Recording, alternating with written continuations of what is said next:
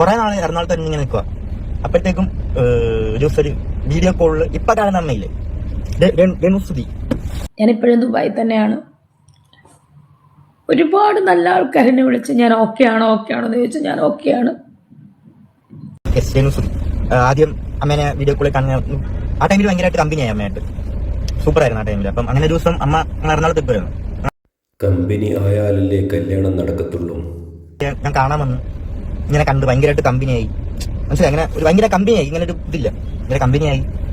പിന്നെ അച്ഛനും ഇങ്ങനെ എൻ്റെ അടുത്ത് വന്നിട്ട് ഇങ്ങനെ ഒരു ദിവസം എടുത്ത് വെച്ച് ഇങ്ങനെ ഞാൻ കല്യാണം കഴിക്കട്ടെ, നിനക്ക് എന്താണ് പറയാനുള്ളത്, അച്ഛന് ഇഷ്ടമാണോ, ഞാൻ അച്ഛന് ഇഷ്ടമാണോ, നമുക്ക് ആ രീതിയിൽ പറഞ്ഞു. അങ്ങനെ കല്യാണം നടന്നു. അതിനുശേഷം ഇവിടെ സംസാരിച്ച് വല്യമ്മയൊക്കെ ആയിട്ട് സംസാരിച്ച് അല്ല അതിൻ്റെ ഇടയ്ക്ക് ഇത് നടന്നിട്ടുണ്ട്. വീണയും അച്ഛനും തമ്മിൽ ഡിവോഴ്സ് കാര്യങ്ങളെല്ലായി. ഇങ്ങനെ പൈസ കൊടുക്കണം അങ്ങനത്തെ രീതിയിൽ ഉള്ള രീതിയിൽ പൈസയൊക്കെ കൊടുത്ത് ഡിവോഴ്സായി. അത് കഴിഞ്ഞിട്ടാണ് അമ്മേനെ കെട്ടുന്നത്. കേട്ടാ എന്തിനാണ് ഡിവോഴ്സ് ആയത് എന്ന് കൂടി വ്യക്തമാക്കായിരുന്നു. ഞാനും അച്ഛനും അമ്മയും എല്ലാവരും കൊല്ലത്ത് നിൽക്കുന്നു. അതിൻ്റെ ഇടയ്ക്ക് കൊല്ലത്ത് വെച്ചിട്ട് ചെറിയൊരു വഴക്കായി. ഞങ്ങൾ കോട്ടയം പോകുന്നു. സ്റ്റോറി സ്റ്റാർട്ട്സ് നൗ എന്ന് പറയാം. അവിടെ വെച്ചാണ് നീ വഷളായത്. ഇപ്പൊ ഭയങ്കര രസമായിരുന്നു, സൂപ്പറായിരുന്നു. ഇങ്ങനെ ഞാൻ കൂടുതലും വീട്ടിൽ കൊല്ലത്തേക്ക് എന്നെ ഇങ്ങനെ അച്ഛമ്മ പുറത്തോട്ട് കളിക്കാനൊന്നും പറ്റത്തില്ല. അപ്പൊ അങ്ങനെ കൂട്ടുകാർ അങ്ങനത്തെ രീതിയിൽ കളിക്കാനൊന്നും പോകത്തില്ല. എന്താ ചേച്ചി പാറു ഞാൻ അങ്ങനെയുള്ള ഒരു സെറ്റിൽ നിന്ന് കളിക്കത്തുള്ളൂ. അപ്പം എനിക്ക് ആഗ്രഹമൊക്കെ ഉണ്ട് പുറത്തേക്ക് കളിക്കണം, പക്ഷെ വഴക്ക് കിട്ടും. എങ്കിലും അറിയാതെ കുളിച്ചൊക്കെ പോയിട്ട് വരും. അങ്ങനെ ഇവിടെ വന്നപ്പോഴത്തേക്ക് ഞാൻ ഭയങ്കരമായിട്ട് ഫ്രീ ആയി. നല്ല കൂട്ടുകാരെ കിട്ടിയില്ല, കൂട്ടുകെട്ട് തന്നെയാണ് പ്രശ്നം. ഫ്രീഡം. ഞാൻ അച്ഛനെ എപ്പോഴും കാണുന്നു, അങ്ങനത്തെ ഒരു ഇതായി. പിന്നെ ആ ഒരു കഴിഞ്ഞ് ഞങ്ങൾ കോട്ടയത്ത് നിന്നു. കുറച്ച് കഴിഞ്ഞപ്പോഴത്തേക്കും എന്തൊക്കെയോ എന്തോ എല്ലാവരും ഇങ്ങനെ കോട്ടയത്ത് വന്ന് ആദ്യമൊക്കെ സെറ്റപ്പ്, പിന്നെ അങ്ങോട്ട് പോവാ എന്തൊക്കെയോ ഇതൊക്കെ അല്ലാതെ ഒരു സ്വഭാവമൊക്കെ ഒരു മാറ്റം എന്തൊക്കെയോ. വേറെ ഒന്നുമല്ല, കഞ്ചാവിനും മയക്കുമരുന്നിനും അടിമയായി. ബാക്കി പറയാം. ഞാൻ കമ്പ്യൂട്ടറൊക്കെ എടുത്തൊരു റൂമിനകത്ത് ഇങ്ങനെ അതിനകത്ത് ഗെയിം കളിച്ചു. എൻ്റെ ലൈഫ് മൊത്തം ഒരു ഭയങ്കരമായിട്ട് ഇങ്ങനെ ആവാൻ പറഞ്ഞൊരു കാരണം അതുമല്ല, അതും വേറെ. ഇതൊക്കെയാണ് ഇതിൻ്റെയൊക്കെ ഒരു തുടക്കം. അവിടെ തൊട്ടുന്നാണ് എൻ്റെ ഒരു തുടക്കം. വീട്ടിൽ ഒരു റൂമിനകത്ത് ഇങ്ങനെ കമ്പ്യൂട്ടറും കളിച്ച് ഇങ്ങനെ അതിനകത്ത് തന്നെ വേറെ കാശില്ല. അച്ഛൻ മാത്രം എൻ്റെ റൂമിൽ കയറി എനിക്ക് ഫുഡ് തരും. ഞാനിങ്ങനെ ചിന്തിച്ച് ഈ പ്രശ്നങ്ങൾക്കെല്ലാം മൂല കാരണം എന്താണെന്ന്. ഇപ്പോഴീ പുതിയതായിട്ട് വന്ന പ്രശ്നം പോവും. ഇടയ്ക്ക് ഋതപ്പം വല്ലതും റൂമിൽ വന്നിരിക്കും. ഋതപ്പനെ ഞാൻ പിടിച്ച് മടി എടുത്ത് കീബോർഡിലേക്ക് ഋതപ്പം കളിച്ചുകൊണ്ടിരിക്കും. ഇത് മാത്രമേ ഉള്ളൂ. ഞാൻ ആ റൂമിൽ നിന്ന് പുറത്തിറങ്ങത്തില്ല, ആരുടെ മിണ്ടത്തില്ല. എന്തോ ഒരു ഇതായി. അപ്പം എനിക്ക് അപ്പം പിന്നെ കൊറോണ വന്നു. അപ്പോഴാണ് ഞാൻ FB-യിൽ പോസ്റ്റ് കണ്ടത്. വന്നിട്ട് ഋതപ്പനുണ്ട് കേട്ടോ ടൈമിലൊക്കെ.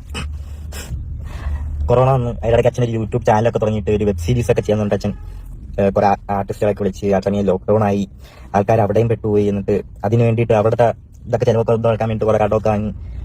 നിരവധി പെണ്ണുങ്ങളെയും ആണുങ്ങളെയും തകർക്കുന്ന ഒരു സ്ത്രീ, പ്രത്യേകിച്ച് എന്നെ കരുവാക്കിക്കൊണ്ട് എന്നെ ടാർഗറ്റ് ചെയ്യുന്ന ഒരു സ്ത്രീ, അവരുടെ പോസ്റ്റാണ് കണ്ടത്. പിന്നെ അത് കഴിഞ്ഞിട്ട് അച്ഛൻ പിന്നെ നോക്കുന്നതെന്ന് വെച്ചാൽ അതെല്ലാം കഴിഞ്ഞ് അവരൊക്കെ നോക്കി. ഈ നോക്കുന്നതിനിടയ്ക്ക് ഈ മൊത്തം എന്ന് പറഞ്ഞാൽ ഞാൻ, അച്ഛൻ, അമ്മ, ഋതപ്പൻ, അമ്മയുടെ ചേച്ചി, അളിയൻ, അതായത് രമ്യ ചേച്ചി, അളിയൻ, അവരുടെ 2 മക്കൾ, പപ്പ, അമ്മ, ഇവിടെ ഇത്രയും പേരുടെ ചില അച്ഛൻ ഒറ്റയ്ക്ക് നോക്കിക്കൊണ്ടിരിക്കുന്നത്. നിങ്ങൾ പലരും കണ്ടു കാണും. അത് കണ്ടപ്പോൾ എനിക്ക് ഏകദേശമൊക്കെ മനസ്സിലായി. മാനിപ്പുലേറ്റിങ്ങും അതുപോലെ മനസ്സിലായി. അതും ആ ടൈമിൽ ഇങ്ങനെ അച്ഛനാണെങ്കിൽ ഈ അച്ഛന് എൻ്റെ ഒരു മെയിൻ സ്വഭാവം നോ പറയാൻ അറിയത്തില്ല ആരുടെ മുന്നിൽ. അത് ഞങ്ങൾക്ക് 2 പേർക്കും അറിയാം. ഞങ്ങളുടെ കൊള്ളാത്ത സ്വഭാവം അതായിരുന്നു, നോ പറയാൻ അറിയത്തില്ല. ഓപ്പോസിറ്റ് നിൽക്കുന്ന ആൾക്ക് ഒരു വിഷമമാവുമോ ഒരു സംഭവമാണ് മെയിൻ ആയിട്ടുള്ള ഒരു പ്രശ്നം. ഇപ്പം ഞാനൊന്നും ഓരോ കാര്യം പറയാത്തതും. ഒന്നും പറയാനില്ല. എനിക്ക് ആരോടും ഒരു പിണക്കോ പരിഭവങ്ങളോ ഒന്നുമില്ല. ബാക്കി പറയാം. അങ്ങനെ അന്ന് ഞാൻ റൂമിനകത്ത് മൊത്തം ഒരു 3 വർഷം അങ്ങനെ തന്നെ ഇരിക്കുന്നു. അതിൻ്റെ ഇടയ്ക്ക് എന്തോ എനിക്കിങ്ങനെ തോന്നി ഇതൊക്കെ നിർത്താം, കമ്പ്യൂട്ടർ പരിപാടിയില്ലേ നിർത്താം, പുറത്തോട്ടിറങ്ങി. അങ്ങനെ ഞാൻ കമ്പ്യൂട്ടറൊക്കെ വിറ്റ് ഒരു വണ്ടി എടുത്ത്. ഞാൻ ആദ്യം ഒരു വണ്ടി എടുത്തിട്ട് അപ്പം ഈ 10 കൂടെ പഠിച്ച കുറച്ച് ഒരു കൂട്ടാനുണ്ട്, അവനേട്ടാ കമ്പനി ഒരുത്തനുള്ളേട്ടാ. എല്ലാം ഒന്നും പറഞ്ഞിട്ടില്ല. എനിക്ക് പറയാൻ തുടങ്ങിക്കഴിഞ്ഞാൽ ഇതിവിടെ അങ്ങും തീരത്തില്ല. അറിയുന്നവർക്ക് അറിയാം. പോകുന്നു കൂട്ടുകാരായിട്ട് ഇങ്ങനെ അങ്ങോട്ട് പോകാനായിട്ട് തുടങ്ങി. അപ്പോഴും അച്ഛന്റെ ആ സമയത്ത് പറഞ്ഞാൽ അച്ഛനെ കിട്ടുന്ന ഒരു സ്നേഹം എന്താണെന്ന് വെച്ചാൽ ഒരു പൈസ മാത്രമാണ് ഇങ്ങനെ കിട്ടുന്ന ഒരു സ്നേഹം എന്താണെന്ന് വെച്ചാൽ. വേറെ ആരും ഞാൻ അവിടെ സംസാരിക്കത്തില്ല. ഇവരുടെ സ്വഭാവം എല്ലാം ഒരുമാതിരി സ്വഭാവം ഇവരുടെ അവിടെ ജോലിക്ക് പോകത്തില്ല, അതിന് അടി പിന്നെ എന്ത് പറഞ്ഞാലും ഇവർക്ക് എന്തെങ്കിലും പൈസ ഒക്കെ എന്തെങ്കിലും കടം വാങ്ങി ഇതൊക്കെ പറയണോ? കുറെ കാര്യങ്ങളുണ്ട് എനിക്ക് പറയാൻ. ഞാൻ ഒരുപാട് അനുഭവിച്ചിട്ട് തന്നെയാണ് ഇവിടെ നിൽക്കുന്നതും, ചേട്ടനുള്ളപ്പോഴും ചേട്ടൻ മരിച്ചപ്പോഴും എല്ലാം. കുറെ ഇതൊക്കെ ഉണ്ട്, ഞാൻ പറയണ്ടേന്ന് അറിയത്തില്ല. മനസ്സിൽ എനിക്ക് ഇങ്ങനെ പുറത്ത് കൊണ്ടുവരുന്നൊന്നും അറിയത്തില്ല. അതൊക്കെ കൊണ്ട് എന്റെ ഒപ്പം എപ്പോഴും ഒരുത്തർ ഇങ്ങനെ കൂടെ എടുക്കുന്നത് അവനാകുമ്പം എന്നെ അവന് നല്ലപോലെ അറിയാം ഞാൻ എന്തായിരിക്കും അടുത്ത പറയാൻ വരുന്ന എന്താ എന്റെ മനസ്സിൽ. അതാ എന്റെ കൂട്ടുകാർക്ക് അങ്ങനെ, എന്റെ കൊല്ലത്തുള്ള കേട്ടോ, കൊല്ലത്തുള്ള കൂട്ടുകാർക്ക് എല്ലാം ഞാൻ എന്താണ് അടുത്ത് പറയാൻ പോകുന്നത്, എന്റെ ലൈഫിൽ എന്തൊക്കെ നടന്നിട്ടുണ്ട്, ഇതുവരെ എന്തൊക്കെ നടന്നിട്ടുണ്ട് എല്ലാം അമ്മമാർക്ക് അറിയാം. പക്ഷെ ഇതൊന്നും ഞാനും ആരോടും പറഞ്ഞിട്ടില്ല. എല്ലാവർക്കും എന്റെ കുറ്റം കാണാനും എന്ന് ആണ് നേരം. ഞാൻ അത്ര ധൈര്യത്തോടെ അമ്മമാരെ ഒരു വീഡിയോ ചെയ്യാനാണെങ്കിലും ഇതിന്റെ കാര്യം സംസാരിക്കാനാണെങ്കിലും അമ്മമാരെ ഇരുത്തുന്നത്. എന്നെ കാട്ടി നല്ലൊരു അമ്മയെ സംസാരിക്കും. അതാണ് ഒരു പ്രശ്നം, എനിക്ക് സംസാരിക്കാൻ അറിയത്തില്ല. അങ്ങനെ പോകുന്നു, അങ്ങനെ ലൈഫ് അങ്ങനെ കൂട്ടുകാർക്ക് മാത്രം ഒരു കണക്ഷൻ ഇല്ല. വീട്ടിൽ ഇങ്ങനെ പുറത്തു പോകുന്നു, കൂട്ടുകാർ അങ്ങനെ നടക്കുന്നു. മൊത്തത്തിൽ ഒരു റൂമിൽ ഇരുന്നൊരു വട്ടായി പോയിരുന്നു. എനിക്കന്ന് 23 വയസ്സേ ഉള്ളൂ, 24 വയസ്സേ ഉള്ളൂ. ഇപ്പൊ ഒരു 11 വയസ്സുള്ള ഒരു കുട്ടിയുടെ അമ്മയായി പൂർണ്ണമായിട്ടും ഞാൻ അമ്മയായിട്ട് മാറിയിട്ടാണ് ഞാൻ സ്വീകരിച്ചവരെ. കൂട്ടുകാരൊക്കെ ആയി കുറച്ച് എന്താ പറയണ്ട, കുറച്ച് ബാഡ് ഹാബിറ്റ്സ് ഒക്കെ തുടങ്ങി, കുറച്ച് ഡ്രഗ്സ് ഒക്കെ യൂസ് ചെയ്യാൻ തുടങ്ങി ഞാൻ. പിന്നെ അന്ന് വലിയ ഇതില്ലാതെ അങ്ങനെ വലിയ ഇതൊന്നും ഇല്ല, കുഴപ്പമൊന്നുമില്ല, അങ്ങനെ അത്ര അഡിക്റ്റഡ് ഒന്നും ഇല്ല, ഇങ്ങനെ പൊക്കോണ്ട് വെക്കുന്നു. അതാരും ഓർക്കുന്നില്ല. ഇന്നീ നിമിഷം വരെ എൻ്റെ കൈ കൊണ്ട് ഞാൻ ഉപദ്രവിച്ചിട്ടില്ല. അങ്ങനെ ഉപദ്രവിച്ചവരും ഉണ്ട്, ഇതിനകത്ത് വന്ന ആൾക്കാരിൽ ഉപദ്രവിച്ചവരും ഉണ്ട്. ഞാൻ അച്ഛന് സംസാരിക്കുന്ന ഭയങ്കരമായിട്ട് എപ്പോഴാന്ന് വെച്ചാൽ ഞാൻ അച്ഛന് ഷൂട്ടിന് പോകും. ഷൂട്ടിന് പോകുമ്പോൾ ഞാൻ അച്ഛന് മാത്രമേ ഉള്ളൂ. അപ്പൊ ഞാൻ അച്ഛൻ ഇങ്ങനെ സംസാരിക്കും ഓരോ കാര്യങ്ങൾ, ആ കോട്ടയത്തെ ആണെങ്കിലും ഇങ്ങനത്തെ കാര്യങ്ങളും ഇല്ലെങ്കിൽ സംസാരിക്കും. അപ്പോഴും ഒരു കാര്യം പറയാൻ വിട്ടു. അപ്പൊ ഇങ്ങനെയൊക്കെ നിൽക്കുന്ന സമയത്ത് ഞാനൊന്ന് കൊല്ലത്ത് ചോദിച്ചായിരുന്നു, വിളിച്ചു ഞാൻ കൊല്ലത്ത് വന്ന് നിൽക്കട്ടെ. അപ്പം അവരങ്ങനെ സമ്മതിച്ചില്ല. ആ കുട്ടിയെ കഥകൾ ഞാൻ കേട്ടിട്ടുണ്ട് ചേട്ടൻ്റെ വായും തന്നെ. ഞാൻ ഇന്ന് വരെ അങ്ങനൊന്നും ചെയ്തിട്ടില്ല. പിന്നെ എന്താണ് എന്നെ കുറ്റപ്പെടുത്തി എനിക്കറിയില്ല. അപ്പം FBയിൽ ആ പോസ്റ്റ് കണ്ടപ്പോൾ, ആ ഫോട്ടോ കണ്ടപ്പോൾ എനിക്ക് മനസ്സിലായി ആരാണ് എവിടെയാണ് പ്രശ്നം ഉണ്ടാക്കിയെന്ന്.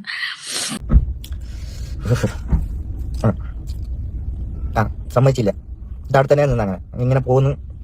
അപ്പം ഒരു ദിവസം അച്ഛൻ, ഞാൻ ഷൂട്ട് കാര്യം പറഞ്ഞില്ല, അപ്പം ഞങ്ങൾ സംസാരിക്കുന്നേക്കാം. അപ്പം ഒരു ദിവസം അച്ഛൻ വന്നിട്ട് പറഞ്ഞു, നാളെ ഷൂട്ടുണ്ട്, ഒരു ഫ്ലവേഴ്സിന്റെ പ്രോഗ്രാം ഉണ്ട്, നീ വരണ്ട, അച്ഛൻ അങ്ങ് പൊക്കോളാം. അമ്മയ്ക്ക് അതും ഇതൊക്കെ ഓരോ പ്രശ്നങ്ങളായിരുന്നു, എന്നെ കൊണ്ടുപോകുന്നത് ഷൂട്ടിന്, ഞങ്ങൾ രണ്ടുപേരും പോകുന്നത്. അതൊന്നും അമ്മയ്ക്ക് അങ്ങനെ ഒരു താല്പര്യമില്ലാത്ത സംഭവമൊക്കെയായിരുന്നു. അതിന്റെ വലിയ അടിക്കണ്ടായിട്ടുണ്ട്. മാനിപ്പുലേറ്റ് ചെയ്യിപ്പിച്ചെന്ന്. എന്നെ ഇപ്പോഴും സ്നേഹിക്കുന്ന ഒരുപാട് നല്ല ആളുകളുണ്ടെന്ന് അറിഞ്ഞതിന് എനിക്ക് ഒരുപാട് സന്തോഷം. എൻ്റെ ലൈഫിൽ ഒരു പ്രശ്നം ഇതുവരെ ഉണ്ടായിട്ടില്ല. അതായത്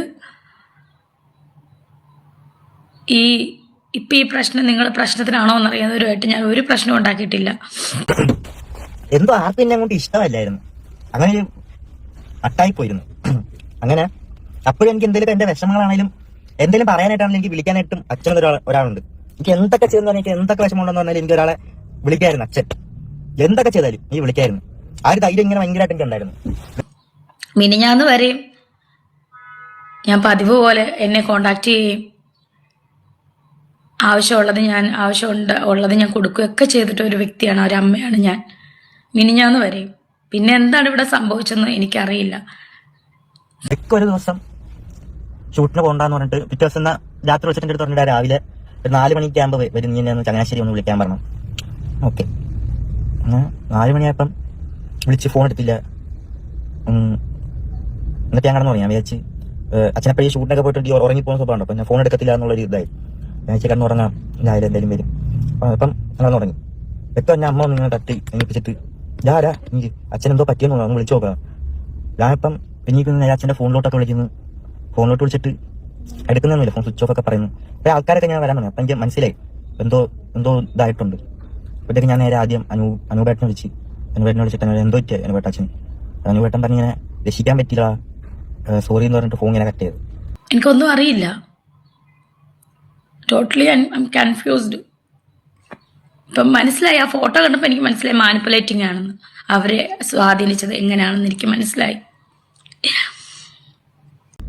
ആ ഫോൺ എടുത്ത് എറിഞ്ഞു. എന്തോ അനുപേട്ട പറയുന്നത്, അങ്ങനെ അനുപേട്ട ചോദിച്ചാൽ എന്തോ അനുപേട്ട പറയുന്ന. അപ്പൊ ഒരു കാലിന്റെ എന്റെ ശരീരം മൊത്തം ഇങ്ങനെ തണുത്തു പോയി ഭയങ്കരമായിട്ട്. ഒരുപാട് പേര്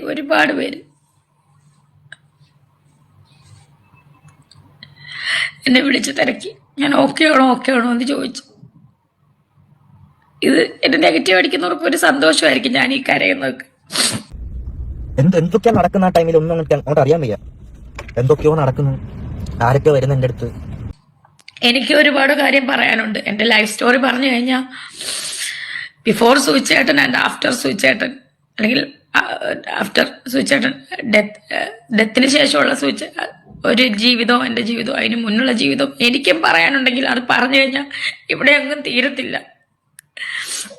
പൊക്കോണ്ട് കഴിഞ്ഞിടയ്ക്കുള്ള ഒരു ഇത് പറഞ്ഞുതരാം. വണ്ടി പൊക്കോണ്ട് വെക്കുമ്പം ഇവര് നേരെ ഒരു, എനിക്ക് അപ്പോഴും എൻ്റെ മനസ്സിലെ വിചാരം എന്ന് വെച്ചാൽ രൂപേട്ടൻ വല്ല പ്രാങ്ക് വല്ലതാണോ, അത് എന്നെ കൊണ്ട് അതൊന്നും പറയിപ്പിക്കരുത്.